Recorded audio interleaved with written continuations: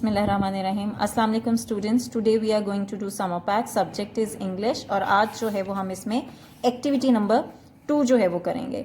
तो activity number 2 this is also a comprehension passage, जैसे कि हम अपनी प्रीवियस वीडियो लेक्चर में एक्टिविटी नंबर 1 कर चुके हैं, that was also comprehension passage. तो as the word comprehension means the ability to understand what you listen and what you read, यानी कि ये वो काबिलियत है कि जो भी आप पढ़ रहे हैं या सुन रहे हैं उसको आप किस तरह समझते हैं।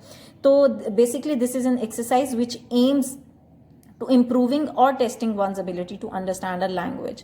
So there are some strategies which are very important to solve the comprehension passage. तो जिसको आप फॉलो करके comprehension passage को बेहतर तरीके से समझ सकते हैं और सॉल्व कर सकते हैं। तो जैसे आज की जो हमारी एक्टिविटी नंबर 2 है, that is fortune fairy and the beggar. तो ये स्टोरी जो है वो एक किस्मत की परी और भिखारी के दरमियान में है। तो फर्स्ट पहला स्टेप क्या है कि आप जो है वो पैसेज को थॉरोली जो है वो पढ़िए। उसके बाद सेकंड स्टेप है get involve with the paragraph to understand it. कि तो जब भी आप अपने पैसेज को पढ़ेंगे तो आप टोटली जो है वो उसको क्या पैराग्राफ को जो है वो उसमें इतना इन्वॉल्व हो ताकि आपको पूरा कॉन्सेप्ट जो है वो उसका समझ आ जाए। अब थर्ड नंबर पे आप क्या करेंगे कि आपके पास जो क्वेश्चंस हैं उनको आप पढ़ लीजिए। सबसे पहले है आपके पास चूज द बेस्ट आंसर। आपके पास एक क्वेश्चन दिया गया है और उसके पास नीचे 4 ऑप्शंस हैं, तो आपने इसमें से जो बेस्ट है उसको आपने चूज करना है। जैसे for example, why did the master of the house lose all his money.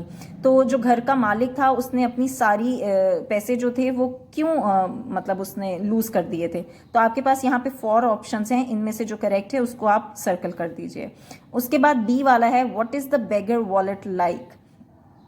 तो बेगर का जो वॉलेट था वो किस तरह का दिखता था। तो आपके पास यहाँ पे 4 ऑप्शंस हैं, उनमें से आप करेक्ट वाले को चूज कीजिए।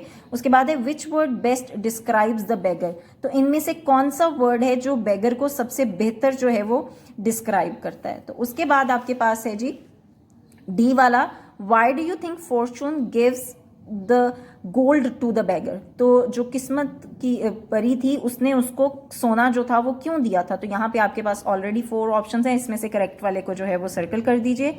उसके बाद जो है वो आपके पास क्वेश्चन है कि explain what the beggar was wondering about while begging. तो बेगर जो था जब वो बेगिंग के लिए घूम रहा था तो उस वक्त वो क्या सोच रहा था। उसके बाद है question, what did fortune fairy say to the beggar when she came down to the street. तो फॉर्चून फेरी जो थी उसने बेगर से क्या कहा जब वो गली में आई थी। उसके बाद आपके पास क्वेश्चन नंबर 2 है match the words in column A with their meanings in column B. तो आपके पास जो है वो यहाँ पे 5 वर्ड्स दिए गए हैं, जिसमें है रेगेड, ग्रम्बलिंग, वंडरसली, वैनिश्ड एंड हैंडफुल। और आगे आपके पास कॉलम बी में जो है इन्हीं के मीनिंग्स दिए गए हैं और आपने इनके साथ इनकी मैचिंग करनी है। उसके बाद ये जो आपके पास कॉलम ए के वर्ड्स हैं, ठीक है, use the words in column A in meaningful sentences. Column A के जो वर्ड्स हैं इन्हीं को यहाँ पे आपने मीनिंगफुल सेंटेंसेस में यूज करना है। तो अब आपको आइडिया हो गया है कि आपने इन क्वेश्चंस के जो हैं वो आंसर्स इस पैसेज में से जो है वो ढूंढने हैं। अब आप क्या करेंगे, take pencil in your hand और उसके बाद आप इस पैसेज को दोबारा से जो है वो पढ़ना स्टार्ट करेंगे। ठीक है, जैसे आपको आइडिया तो पहली दफ़ा पढ़ के हो गया है कि बेगर और फेरी के बारे में है कि बेगर जब जो है वो भीख मांगने के लिए सड़कों पे घूमता है तो वो क्या सोच रहा होता है। ठीक है, कि लोग जो हैं वो कभी, जिनके पास दौलत है वो कभी भी शुक्र अदा नहीं करते हैं। तो मेरे पास तो खाने के लिए भी नहीं है, कि उनकी जो ग्रीड है वो कभी कम नहीं होती है। तो अगर मेरे पास होता तो शायद मैं कभी भी इस तरह नहीं करता। तो मुझे सिर्फ जो है वो सिर्फ इतना चाहिए कि मैं सिर्फ खाना खा सकूं। तो लेकिन जब फॉर्चून फेरी उसकी हेल्प के लिए आती है तो तब उसकी जो है वो ग्रीड कम नहीं होती है, तो he wants to have more. तो यही जो थी इसकी वो थी। तो अब आप जब दोबारा पढ़ना स्टार्ट करेंगे तो read again and underline the important lines और पार्ट्स ऑफ द पैसेज। तो यहाँ पे जब आप रीडिंग स्टार्ट करेंगे तो उसके बाद जो आपके पास इंपॉर्टेंट वर्ड्स हैं या आपकी जो चीज़ें लाइंस हैं उनको आप हाईलाइट करना स्टार्ट करेंगे ताकि आप इसको ऑल इजीली जो है वो अंडरस्टैंड कर सकें। उसके बाद जो है try to understand some certain unfamiliar words. जैसे आपके पास यहाँ पे जो है वो रैगड वर्ड है, लेकिन if you read these line thoroughly, तो आपको ये पूरा पैराग्राफ पढ़ने के बाद यू कैन अंडरस्टैंड इजीली कि what is the theme of this paragraph और इन वर्ड के मीनिंग्स क्या थे।